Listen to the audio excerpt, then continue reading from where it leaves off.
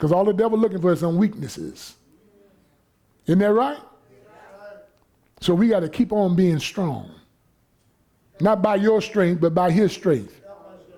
So what should we be doing, Father? Let us not become conceited. All of us in here could be conceited. Even our young people can be conceited because they know a lot. I said they know a lot. Somebody asked my little granddaughter about Thanksgiving. She said, that's evil. You're going to draw a little turkey? She said, that's evil. She can even be conceited at 4 years old. Yeah. I can take Dominic. I can take any one of our grandchildren and put out there, and I guarantee you they know more than a lot of grown folk. I'm not bragging. I'm boasting in what Almighty Yah done. But Brother Benjamin's son gets up there and blow the shofar with me. Hallelujah. Come on. And he's starting to hang around me now. First he was scared of me. He ain't scared no more. We spent some time out there at Tabernacles. Praise Almighty Yah. The Father is telling us something right now. Look, let us not become conceited, provoking one another, and envying one another. What am provoking? What you mean? Always starting arguments. I don't need y'all doing that. Because they got a stranger come through that door that I sent to this assembly to get strengthened by you, and they see you in here fussing amongst yourselves. Y'all wonder why Brother Isaac is so caustic about that? That's why. Because I've seen people leave and don't come back. Because we in here arguing over something. Like a bunch of sottish children. Brother Johnson said that. But you got to look up the word sottish. S-O-D-D-I-S-H. Found in the Old Testament. It tells you that the Father himself said, I got a bunch of sottish children. Because you know, when he looks at us, he said, look, I gave a donkey and a horse and a mule and a goat and a cow, and I made y'all humans feed them. And now you hear them out there, and you don't know they're out there praising me. Because I'm taking care of them. The birds are tweeting because I'm taking care of them. And here I am taking care of y'all, and you don't even want to praise me. You don't want to come and thank me. Your time is too valuable for me. And I woke you up this morning.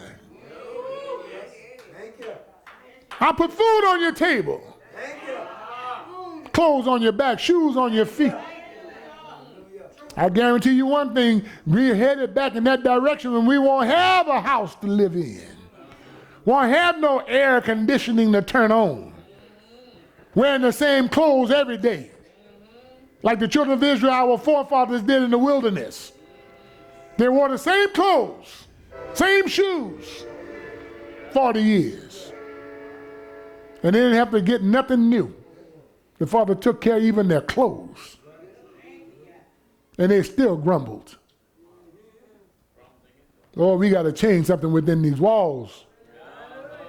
Because all of us in here, from the things that I saw when I went to the Philippines, when I went to Hong Kong, when I went to Japan, the things that I saw, we living like kings over here. Even the people on welfare and food stamps living like kings over here. Hallelujah. You get sick in some of those countries, if you don't have a certain amount of money, you're going to die. They don't have no Medicare, Medicaid. When you get old enough and you can't work and you don't have a retirement fund, you're going to die. Unless your children take care of you. That's one thing I did respect in those foreign countries. They take care of their elder folk. They're better because if they don't, they're going to die. Hallelujah. But in this country, we are well taken care of. Even the poor man living rich. They ain't driving, these poor folk getting welfare, ain't driving around here no hoopters no more and borrowing rides. They got their own cars on welfare. But they still complaining. The man got his foot on my neck. What man? Somebody got their foot on you. You can do whatever it is you got in your mind to do. Isn't that right? We got confectionaries in here now can bake. Some of the best cakes in the world come from the Congregation of Yahweh. Best pies, best red beans, best fish, best everything. See, there's some of them smiling right now, but they know we got that going on. We can open our own restaurant. Who can stop us? Nobody but us. We got lawn care business right here. Hallelujah. And once you see the work that he does, what him and his hired man do, you will hire him to do your yard. We got that right here. We got authors, songsters, can sing, can play music. We got talent here. We got CDL drivers here. We can get our own business going. Who's got their foot on your neck? Nobody. The only foot on your neck is your own foot. I don't want to hear them complaints. During my time, way back when, back in the 50s and the 60s, we didn't have these privileges. Now you got them and you're sitting on them, talking about what somebody's doing. Sit yourself down. Get off of the street talking about you going to have a rally. Rally yourself around, go and find you a job. You can go get a job, but it depends on what you do when you get it. Am I right about it? Look at 2 Samuel chapter 2. Now this particular verse here, I really was stunned by this one when the Father brought me to it. 2 Samuel chapter 2, verse number 26. He says, Then Abner called to Joab and said, Shall the sword devour forever? Are we going to always be fighting? Do you not know that it will be bitterness in your latter days? See, sometimes we don't understand why we got so bitter. How did I get this bitter? You just look bitter. Just look like you're mad at somebody. Nobody did you nothing, but you just look mad. Where did this bitterness come from? Somebody say, hey, how you doing? I'm all right. Keep on going. And you're lying because you know you're not all right. And everybody just keep walking because you said you're all right. You're too bitter to share your hurt with anybody else. And don't want to hear nobody else's pain. Well, what else did he say? How long shall it be then before you bid the people to return from following after their brother? Till today. I'm standing up, Father, and I'm telling each one of us in here, stop running behind your brother to hurt him. Hallelujah. You ought to try to build him up. Build her up. Instead of always trying to tear somebody down. Make yourself shine so they can look dull. How long are we going to keep doing that? Somebody said till today. It stops right now. Because that's what we need to be doing. Building up people. Hallelujah.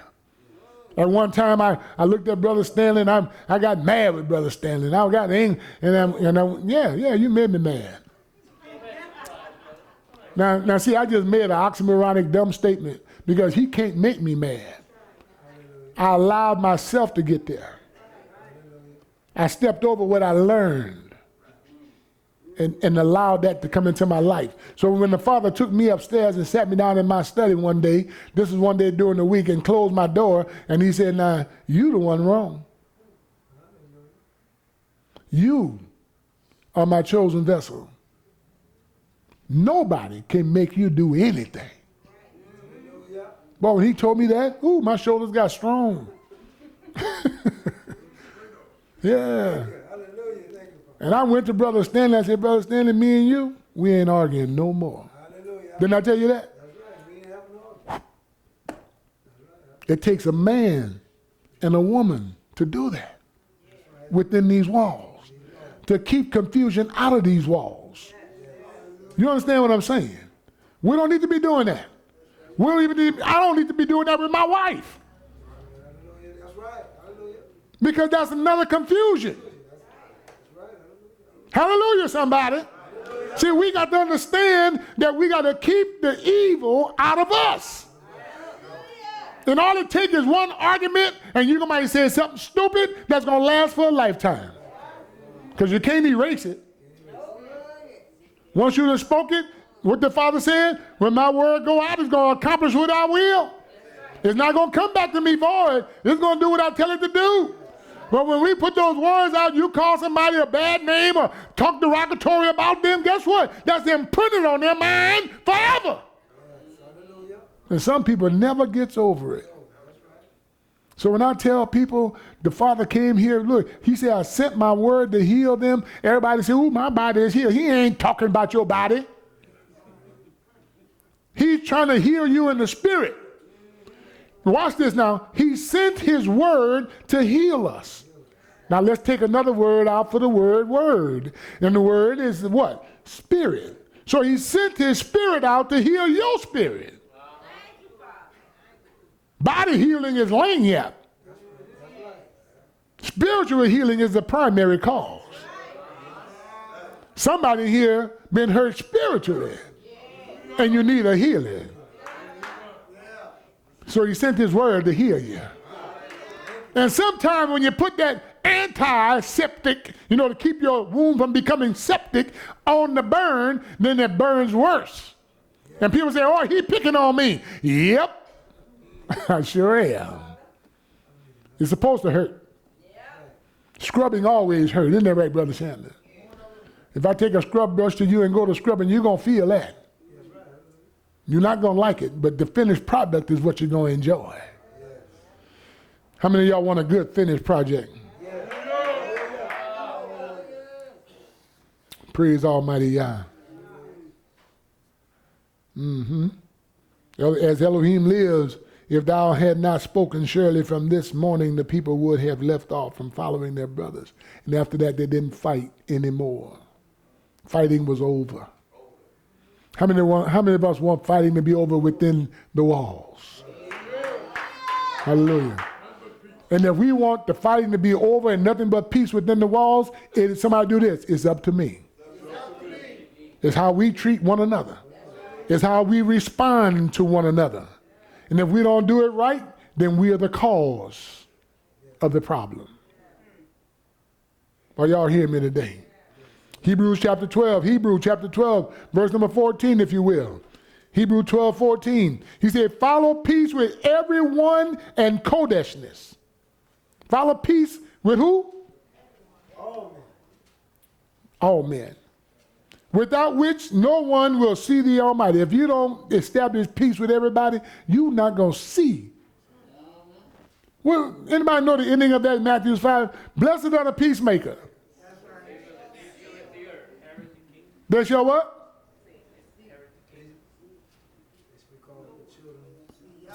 So if you don't establish peace everywhere you go, you're nullifying your relationship with the kingdom. We are the peacemakers. Am I talking about peacemakers? Verse 13, verse 15 says, looking diligently that no one deviates from the influence of Almighty Yah, lest any root of bitterness